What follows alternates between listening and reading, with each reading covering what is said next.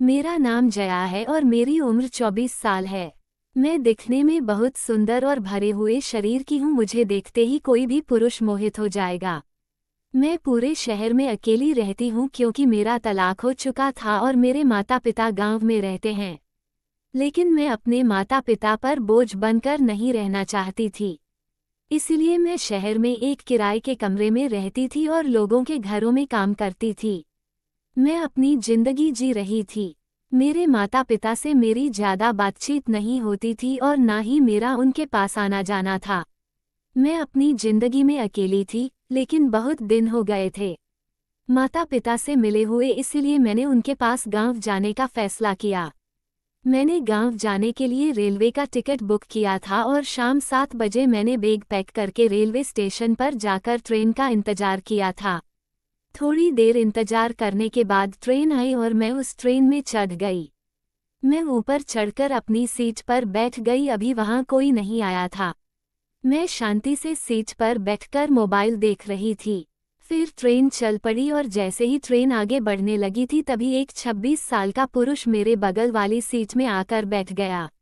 वह कानों में हेडफोन लगाए मोबाइल में कुछ देख रहा था। वह देखने में बहुत ही स्मार्ट था। ट्रेन शुरू हुई और मैं अपने मोबाइल में व्यस्त थी। थोड़ी देर बाद ट्रेन के एक स्टेशन पर रुकी, तब मुझे चिप्स खाने की इच्छा हुई। मैं चिप्स वाले को आवाज दी, लेकिन मेरी आवाज नहीं पहुंच पा रही थी। तो मेरे बगल में बैठा वही युवक बोला, अगर आपको कोई परेशानी ना हो तो मैं आपके लिए चिप्स ला दूं। मैंने कहा, हाँ ठीक है। फिर वह नीचे उतरकर मेरे लिए चिप्स ले आया। उसके बाद हम दोनों ने मिलकर चिप्स खाए। फिर हमारी बातचीत शुरू हुई। मैंने उनसे पूछा, तुम्हारा नाम क्या है? उसने कहा, मेरा नाम रोहन है। मैंने उनसे पूछा, तुम अभी क्या करते हो? उसने कहा, मैं गुजरात में कंपनी में सुपरवाइजर हूँ। मैंने पूछा, तुम्हारी शादी हो गई? उसने कहा, नहीं, अपनी शादी तय करने के लिए ही गांव जा रहा हूँ। मेरे माता पिता ने मुझे लड़की देखने के लिए घर बुलाया है। फिर उसने मुझसे पूछा, आपका नाम क्या है? मैंने कहा, जया। बातें करते करते मुझे नींद आ गई और कुछ देर बाद अचानक मेरी नींद खुली। मैंने देखा कि रोहन मुझे एकटक नजरों से देख रहा था। मैंने उसे कहा, क्या हुआ रोहन, तुम मुझे ऐसे क्यों देख रहे हो? तब रोहन मुस्कुराते हुए बोला, कुछ नहीं। इतना कहकर उसने मेरी तरफ पीठ करके सो गया। मैं भी सो गई। थोड़ी देर के बाद वो धीरे धीरे मेरी तरफ सरकने लगा और उसका स्पर्श मुझे होने लगा। मैंने उसे जगाया और कहा, रोहन तुम दूसरी तरफ जाकर सो जाओ, मुझे स्पर्श मत करो। उसने कहा, मैं जानबूझकर नहीं कर सकता। मैं नीचे गिर गया तो मैंने कहा, अगर तुम्हें डर लग रहा है तो तुम यहाँ से यहाँ सो जाओ, मैं वहाँ सोती हूँ। उसके बाद दूसरी तरफ सो गई और रोहन के किनारे सो गया। ट्रेन बहुत तेज थी, इसलिए मैं धीरे धीरे रोहन की तरह खिसकने लगी और रोहन को मेरा स्पर्श होने लगा। वो उठा और मुझसे बोला, देखो अब तुम मुझे स्पर्श कर रही हो। मैंने कहा, सॉरी रोहन, मैं अपने आप तुम्हारी तरफ खिसक रही हूँ।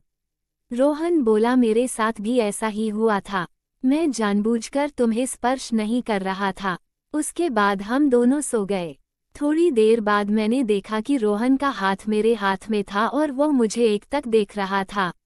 मैंने उससे कहा, रोहन ये क्या कर रहे हो? तब वो बोला, जया अगर तुम्हें कोई परेशानी न हो तो एक बात कहूँ। मैंने कहा, बोल, क्या कहना है? मुझे कोई परेशानी नहीं है। तो वह बोला, तुम मुझे पहली नज़र में बहुत पसंद आई हो और मुझे तुमसे प्यार हो गया है। मैंने कहा, ये क्या बोल रहे हो रोहन? उसने कहा, हाँ सच बोल रहा हूँ। इतना कहकर वह मेरे पास आ गया और धीरे धीरे मुझे स्पर्श करने लगा। मुझे उसका ये स्पर्श अच्छा लगने लगा क्योंकि मुझे कई सालों से जो सुख चाहिए था वह मुझे नहीं मिला था। कई सालों बाद किसी ने मुझे स्पर्श किया था, इसलिए मैं उसके स्पर्श से अभिभूत हो गई और मैंने उसे कसकर गले लगाया। फिर अपने होठ मेरे होंठ के पास लाया और मुझे चुंबन करने लगा। आज पहली बार मुझे अंदर से खुशी महसूस हो रही थी। उसके बाद रोहन ने करीब 2 घंटे तक मुझे प्यार किया। थोड़ी देर बाद ट्रेन एक स्टेशन पर रुकी और हम एक दूसरे से अलग हो गए। सभी लोग उतरने लगे, हम भी उतर गए। सुबह के 4 बजे बज गए थे। तभी रेलवे स्टेशन पर घोषणा हुई, रेलवे हड़ताल के कारण 2 दिन तक ट्रेन बंद रहेगी। मेरा गांव दूर था और सुबह होने में अभी बहुत समय था। तब रोहन ने मुझसे कहा, मेरा गांव यहाँ से 2 किलोमीटर है। जया, तुम आज मेरे घर चलो। इतनी रात में तुम कहाँ जाओगे? मैंने सोचा कि वह ठीक कह रहा है। आज मैं रोहन के घर चली जाऊंगी। जब ट्रेन शुरू होगी तब मैं अपने घर जाऊंगी। मैंने उसे हाँ कहा और हम रिक्शे में बैठकर रोहन के घर चले गए। तब मैंने उसे पूछा, रोहन तुम्हारे घर में कौन कौन है? तब रोहन बोला, मेरे घर में कोई नहीं। मैंने तुम्हें जो कुछ भी बताया वो सब झूठ है। मेरे माता पिता का जब मैं छोटा था तभी एक हादसे में निधन हो गया था।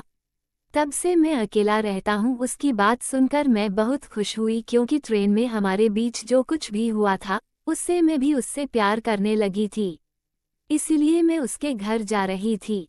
वैसे भी मैं अकेली थी। थोड़ी देर के बाद रोहन का घर आ गया और दरवाजे पर खड़ी होकर रोहन के बारे में सोचने लगी। तभी रोहन आया और मेरा हाथ पकड़कर बोला, जया क्या यही खड़ी रहोगे? अंदर चलो। फिर मैं अंदर गई तो उसने कहा, जया तुम फ्रेश हो जाओ, तब तक मैं तुम्हारे लिए चाय बनाता हूँ। मैं बाथरूम में जाकर फ्रेश हुई और सोफे पर जाकर बैठ गई। रोहन चाय लेकर आया। हम दोनों ने चाय पी और बातें करने लगे। तब रोहन ने मुझसे पूछा, जया तुम्हारे घर में कौन कौन है और तुम्हारे पति क्या करते हैं? मैंने कहा, रोहन, मैं शहर में किराए के घर में अकेली रहती हूँ और लोगों के घरों में काम करती हूँ। मेरा और मेरे पति का 2-3 साल पहले ही तलाक हो चुका है। लेकिन उसने अपने माता पिता के कहने पर उससे शादी की थी, लेकिन मैं उसे पसंद नहीं करती थी। इसलिए मुझे वह सब नहीं देता था जो मैं चाहती थी। इसलिए उसके अत्याचारों से तंग आकर मैंने उसे तलाक दे दिया और अकेली रहने लगी। मेरे माता पिता गांव में रहते हैं और मैं उनसे मिलने जा रही हूँ। रोहन ने मुझे कहा, जया तुम अपने माता पिता के पास क्यों नहीं रहती? मैंने कहा, जब से मेरे भाई की शादी हुई है और मेरी भाभी आई तब से मैं मायके नहीं जाती। मेरे कारण माता पिता को परेशानी ना हो इसलिए मैं ज़्यादा मायके नहीं जाती।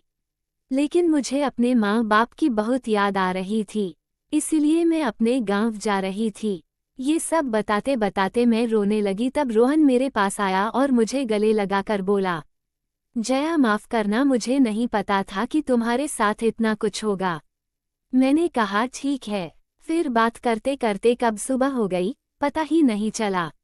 अगली सुबह मैं उठी और नहाने चली गई। रोहन हाल में सोफे पर बैठकर टीवी देख रहा था। कुछ देर बाद में नहा कर आई।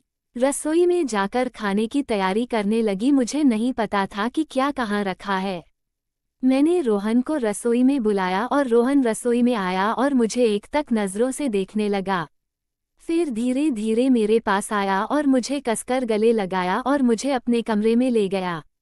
कमरे में जाने के बाद मैंने दरवाज़ा बंद किया और रोहन के साथ समय बिताया। थोड़ी देर बाद रोहन बोला, जया मैं तुमसे एक बात कहूँ? मैंने कहा, बोलो। वह बोला, मैं अनाथ हूँ और तुम भी अकेली हो। हम दोनों एक दूसरे से प्यार करते हैं। अगर तुम्हारी मर्जी हो तो हम दोनों शादी कर सकते हैं। जया मैं तुम्हारे बिना नहीं रह सकता। हम शादी करके एक दूसरे के साथ रह सकते हैं। उसकी बात सुनकर मैं बहुत खुश हुई और सोचने लगी, रोहन मुझे वह सुख दे सकता है जो मैं चाहती हूँ।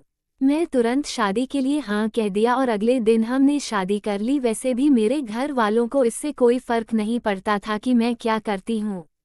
आज मेरी और रोहन की शादी की पहली रात थी। मैं तैयार होकर कमरे में रोहन का इंतजार कर रही थी। कुछ देर बाद रोहन मेरे लिए कुछ गिफ्ट लेकर आया और मेरे पास बेड पर आकर बैठ गया। उसने कहा, ये गिफ्ट खोलो। मैं गिफ्ट खोला। उसमें सोने की अंगूठी थी। उसने अंगूठी निकाली और मेरी उंगली में पहना दी। मैं बहुत खुश हुई। उसने कहा, मैंने यह अपनी होने वाली पत्नी के लिए बनवाई थी कि जब मेरी जिंदगी में मेरी अर्धांगिनी आएगी, जब मैं उससे ये गिफ्ट दूंगा। अब तुम मेरी जिंदगी में आई हो और इस अंगूठी पर तुम्हारा ही हक है। मैंने कहा, रोहन मुझे आज तक किसी ने इतना सुंदर गिफ्ट नहीं दिया। वह बोला, तुम्हारी जिंदगी को मैं आज से और सुंदर बना लूंगा। फिर वह धीरे धीरे मेरे पास आया और मुझे वह प्यार देने लगा जो मुझे आज तक नहीं मिला था। आज मेरे और रोहन की शादी को 4 साल हो गए। हमारा छोटा सा बच्चा भी है और हम अपनी लाइफ में बहुत खुश हैं। दोस्तों, अगर आपको ये कहानी पसंद आई हो तो कमेंट करके जरूर बताएं। धन्यवाद।